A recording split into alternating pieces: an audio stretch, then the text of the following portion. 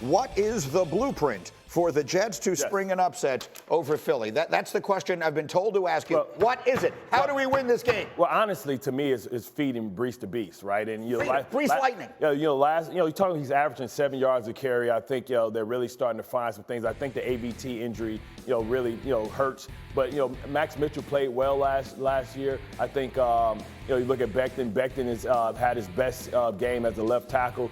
Feed Brees the Beast, shorten the game, and that defense is going to have to step up. They're very similar to that Washington team that kind of gave Philly a run for their money. They have to take the same blueprint out, but they're going to have to score in the red zone. Graz, if there's one thing that gives me some hope, it is what you're about to tell us about maybe the best player on the Eagles defense. Jalen Carter, the rookie defensive tackle, showed up on the injury report yesterday with an ankle injury, did not practiced the day before. Anytime somebody goes that direction on the injury report during the week, it's an alarm bell. So we'll see what happens today. Fletcher Cox already banged up. If they are banged up in the middle of that defensive line, then maybe there is a way for Brees Hall to break a couple big ones. Greeny, that's perfect. The Jet defense has been good this year, not great. So let's play keep away, give the ball to Brees Hall, attack the middle of that defense. That's the way to win this game. 38 minutes or more of time and possession. The problem is with Brees, you don't play keep away because he scores on one play. Exactly. Good problems to have.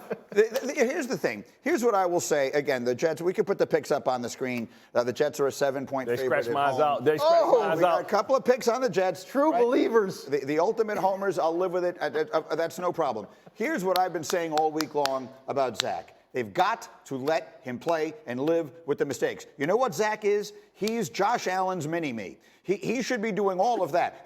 Josh Allen is 6'4" and 250, whatever he is, and Zach is a much smaller version. But he's going to run around, he's going to make crazy plays, he's going to make unbelievable throws, and then every once in a while, he's going to make the kind of mistake that makes you say, what on earth is he doing? You have to let him be that, because you can't. The Jets aren't the 85 Bears defense. You're not going to beat this team 13-10. I say let him try and make some plays, hope that some of them turn into big plays, and live with a few of the mistakes. Greeny, that can work, though, if Robert Saleh walks into that defensive meeting room and says, hey, fellas, we got to step it up a notch or two. It's been good. It has to be great. So when that happens and we pay the Zach Wilson tax and fumble the ball or turn it over, bail me out. If you do that, we got a real shot. No, see, I believe that the Jets defense have to make the necessary adjustment. They have to understand how they've been attacked the last 2 weeks. It's been screens and quarterback scrambling, and they're facing a very mobile quarterback this week.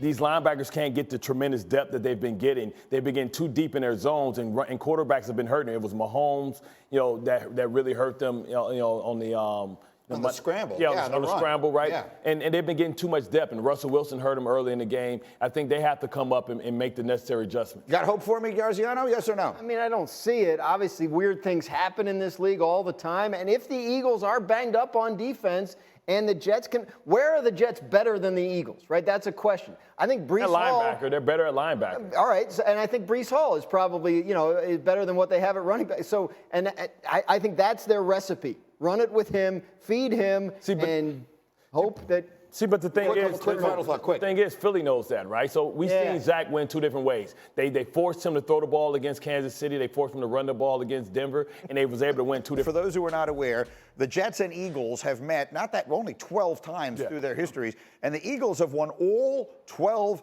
games. RC, give me the blueprint. If the Jets are going to finally beat the Eagles and stun the world to get to 3-3, tell me how we will be talking about it Monday morning. How will they have done it?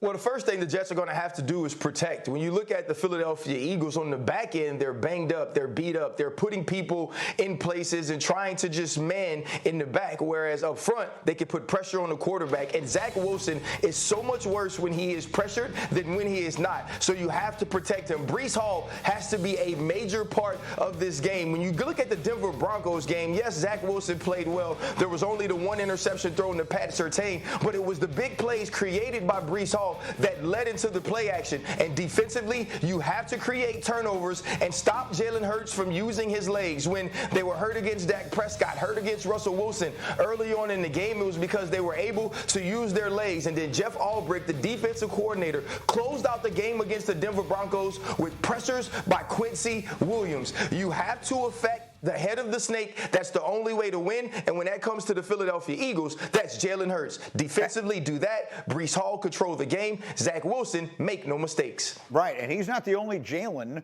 who has been spectacular for the Eagles this year. And there is news on the other one, and it might give a Jet fan some hope. The rookie defensive tackle, Jalen Carter. Let's watch the Eagles injury report today, because on yesterday's, he popped up with an ankle injury as it did not practice. He did practice Wednesday, so this is a fresh injury. And whenever that happens, whenever a guy practices one day and then doesn't practice the next day and it's an injury we didn't know about, it's worth paying attention to. We'll see if he can work today. I'll turn to Tannenbaum as we put the picks up on the screen. Are there any believers? As Bart Scott would say, to all the non-believers. We got one. Bart Scott's the only. You're a non-believer, Tannenbaum. Tell me, how do the Eagles win this game? The Eagles win this game by just basically showing up, and if they stop Breece Hall, they're going to win this game. The only hope the Jets have is 38 minutes of time in possession. You got to play keep away. I don't think that's going to happen. You got to keep him in 3rd and long so they can't just shove Jalen Hurts across the line for the first I'm down. excited to see Sauce against A.J. Brown. If Sauce wants to be the guy that he's supposed to be, you got to put that spy in the box and be able to keep Jalen Hurts in the box. Then Sauce is going to have to be 1-for-1 against A.J. Brown, who got going with Jalen Hurts a couple weeks after he blew up on the sideline. Go ahead, RC. And the other thing, Sauce normally doesn't travel, but last week against the Denver Broncos with some injuries on the back end, he traveled with Courtland Sutton. So Bart mentioning that matchup could be even bigger this week because now we're seeing Sauce Gardner move with the #1 wide receivers. Look, I've said it before. I've been saying it all week long. No one agrees with me, and I'll live with that. The reality is the best thing that can happen, the Jets need Zach Wilson to throw 2 picks.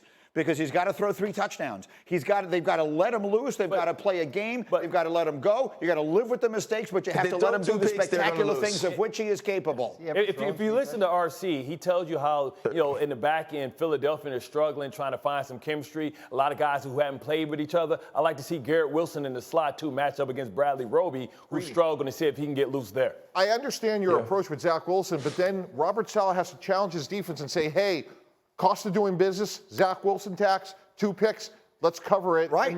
But that defense has been a B. It hasn't been an A so far. You're winning this game 13-10. Are the Jets going to win this game? No chance in hell they win this game 13-10. You got to try and win it 33-30. Has Zach Wilson ever thrown 3 touchdown passes in a game? I don't think he has. No, I don't think he has. You lean on that run game. I tell you what, last year the Achilles heel for Philadelphia was that run defense, and just because their run defense is good this year, that means that they haven't won against the right team. This game changes the trajectory of the organization this year and beyond.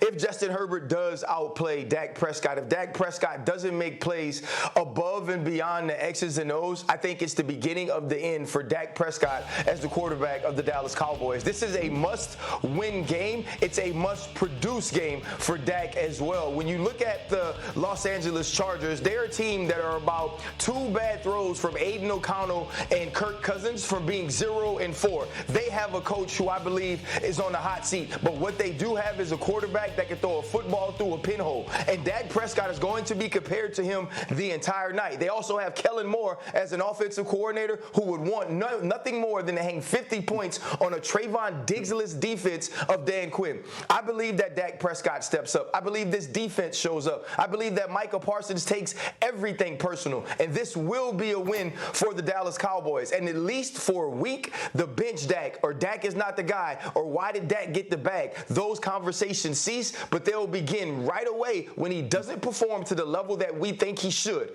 Dak Prescott is under the most fire of any quarterback in the entire league. It comes with wearing the star, and this game will be the most highly scrutinized game of his career. Standalone game. That's a strong statement. I don't disagree with a word of it. Let's put the picks up, Cindy, because it's obviously a fascinating one.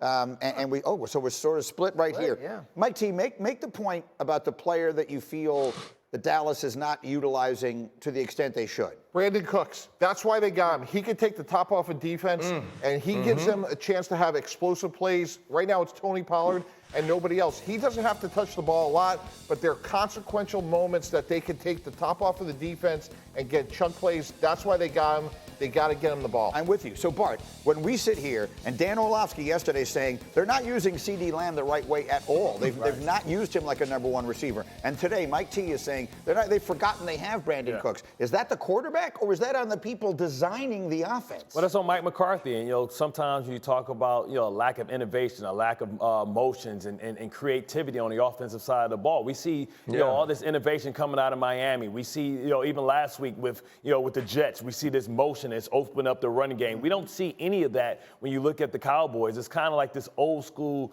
philosophy, and they're trying to play to a defense that without Diggs isn't special. They're good, but they're not special, right? So now, what happens when, the defense doesn't get turnovers or scores on the defensive side of the ball? You force Dak Prescott to play football, but you're trying to play conservative. You can't have it both ways. And I think one thing we know about Herbert can score. He's not afraid of anybody. So if he puts up points, will McCarthy turn Dak loose?